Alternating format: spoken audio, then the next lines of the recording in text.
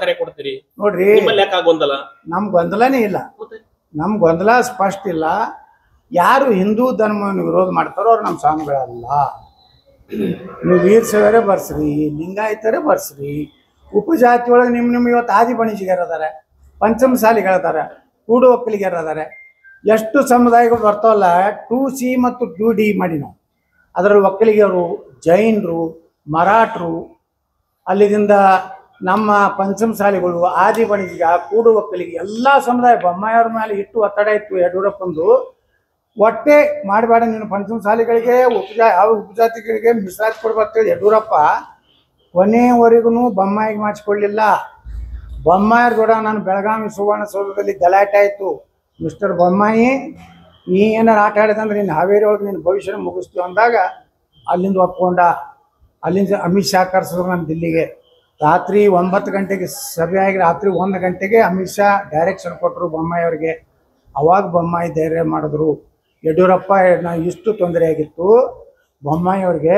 ಒಟ್ಟೇ ಬೊಮ್ಮಾಯಿಯವರು 2CD ಮಾಡಲಿಕ್ಕೆ ಅವಕಾಶ ಯಡಿಯೂರಪ್ಪ ಕೊಟ್ಟಿಲ್ಲ. ಅದಕ್ಕೆ ಯಡಿಯೂರಪ್ಪ ಒಬ್ಬ ಪಂಚಮಸಾಲಿ, ಆದಿ ಬಣಿಜರ, ಕೂಡು ಒಕ್ಕಲಿಗ ಏನು ಉಪಜಾತಿಗಳು ಇವತ್ತು ನಾವು ಚರ್ಚೆವಲ್ಲ ಅದ್ರ ವಿರೋಧಿ. ಯಡಿಯೂರಪ್ಪ ಮುಖ್ಯಮಂತ್ರಿ ಇದ್ದಾಗ ತನಗೆ ಬೇಕಾದವ್ರನ್ನ ಲಿಂಗಾಯತರನ್ನ 2Aದಲ್ಲಿ ಸೇರಿಸದ, ಉಳಿದ ಸಮುದಾಯಗಳನ್ನು ಸೇರಿಸಲಿಲ್ಲ, ಮರಾಠರಿಗೆ ಸೇರಿಸಲಿಲ್ಲ, ಕ್ಷತ್ರಿಯರಿಗೆ ಸೇರಿಸಲಿಲ್ಲ. ಆದ್ರೆ ಬೊಮ್ಮಾಯಿಯವ್ರ ಕಾಲದಲ್ಲಿ ಇವತ್ತೇನಾದರೂ ಇದು ಕಾರಣ ಯಾರಪ್ಪ ಅಂದರೆ ನರೇಂದ್ರ ಮೋದಿಯವರು ಅಮಿತ್ ಶಾರಿಗೆ ಡೈರೆಕ್ಷನ್ ಕೊಟ್ಟರು. ಶೋಭಾ ಕರಂದ್ಲಾಜೆಯವರು ವಿಶೇಷವಾಗಿ ಪ್ರಯತ್ನ ಮಾಡಿದ್ರು. ಆವಾಗಿನ ನಮ್ಮ BJP ಅಧ್ಯಕ್ಷರು ಯಾರವ್ರು ಮಂಗಳೂರದವ್ರು, ನಳಿನ್ ಕುಮಾರ್ ಕಟೀಲ್ ಅವರು, ಇವರು ಎಲ್ಲರೂ ಪಾಪ ರಾತ್ರಿ 3 ಗಂಟೆವರೆಗೆ ಅಮಿತ್ ಶಾ ಅವ್ರ ಮನೆಯಾಗಿದ್ದೀವಿ.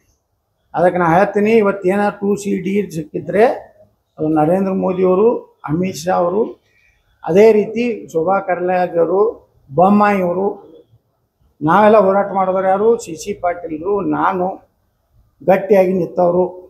ಕೆಲವೊಂದು ಮಂದಿ ಇದು ಹವಾ ಭಾಳ ಚಲೋ ಆಗೋಣನೇ ಅವಾಗಿನಿಂದ ನಾವು ಪಂಚಮಸಾಲಿಗಳ ಹೀರೋಗಳು ಬಂದರು.